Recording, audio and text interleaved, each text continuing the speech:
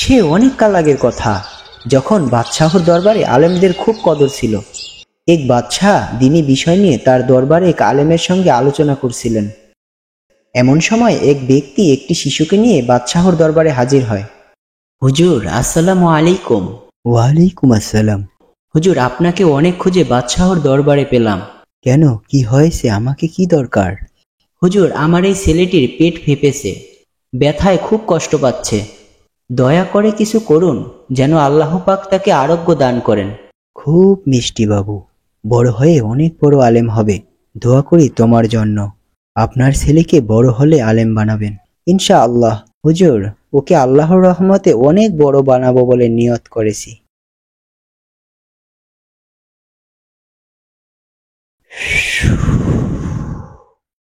এবার যাও, নিয়ে যাও, ইনশাআল্লাহ ভালো হয়ে যাবে। আলহামদুলিল্লাহ হুজুর, আমি তাহলে আসি। আসসালামু আলাইকুম। ওয়ালাইকুম আসসালাম। বাদশাহ বিষয়টি লক্ষ্য করলেন, কিন্তু তিনি মোটেই সন্তুষ্ট হলেন না। তিনি আলেমকে বললেন, হযরত, আমি আপনাকে অনেক জ্ঞানী ভেবেছিলাম। জানতাম আলেমরা অনেক জ্ঞানী হয়, কিন্তু আপনি যা করলেন তার কোনো যুক্তিই দেখি না। শিশুটি যন্ত্রণায় কাতর, অথচ তার চিকিৎসার কোনো ব্যবস্থা না করে শুধুমাত্র একটি ফুঁক দিয়ে দিলেন। এই ফু করাতে কি আসে যায়? রুগ্নদের প্রতি দয়া দেখানোই তো মহৎ ব্যক্তির লক্ষণ। আপনি তাকে ওষুধ না দিয়ে এই রোগাবস্থায় ছেড়ে দিলেন কি করে? আপনার কি তার প্রতি মায়া হলো না? আমি এর জন্য আপনাকে 10 বছরের সাজা দিলাম। আমার রাজ্যে কোনো প্রজার ক্ষতি হোক তা আমি চাই না। আপনি আমার উপর জুলুম করলেন। আল্লাহর কালামের এই ফুতে যে কত পাওয়ার একদিন বুঝবেন। যাও, তাকে বন্দী করো। আর এই যে শিশুটাকে নিয়ে আসলো তার বাড়িতে যাও, আর কিছু টাকা।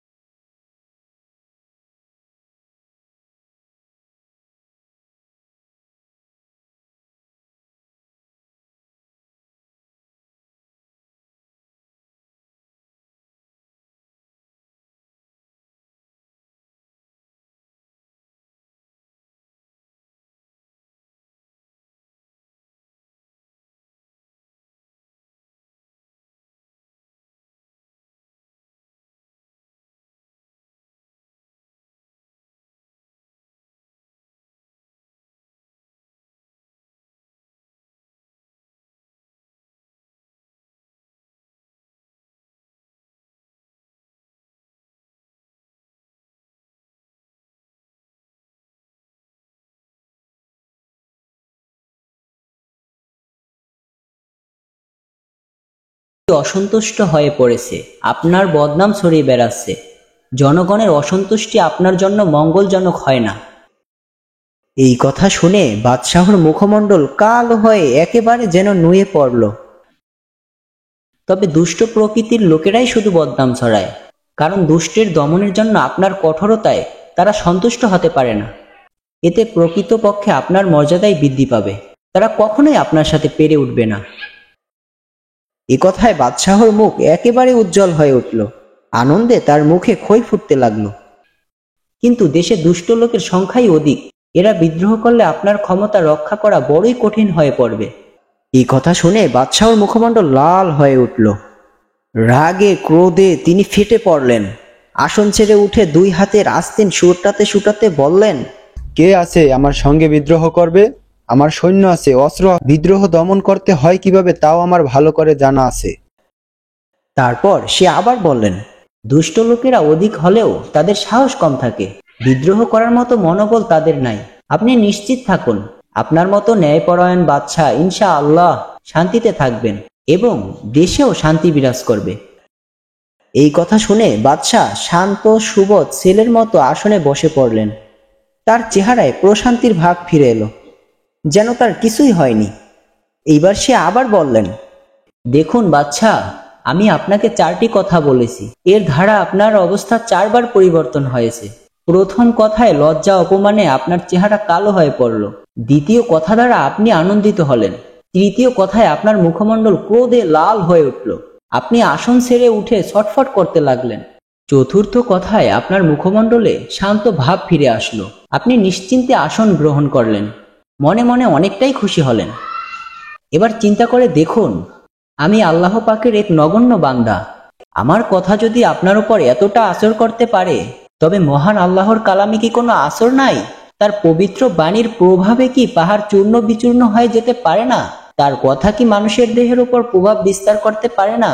রোগের উপশম হবে না? বাদশা তার ভুল বুঝতে পারল। আমার ভুল হয়েছে, আমি বুঝতে পারিনি যে আল্লাহর কালামে এত ফজিলত। আর শুনুন, আল্লাহর রহমতে আলেমের আল্লাহর পবিত্র কালামের উপর বিশ্বাসে মহান আল্লাহ রব্বুল আলামিন আমার বাচ্চাকে সুস্থতা দান করেছে। বাদশাহ এবার নিজের ভুল বুঝে খুব লজ্জিত হলেন। যাও যাও, জলদি আলেমকে সসম্মানে আমার কাছে নিয়ে আসো।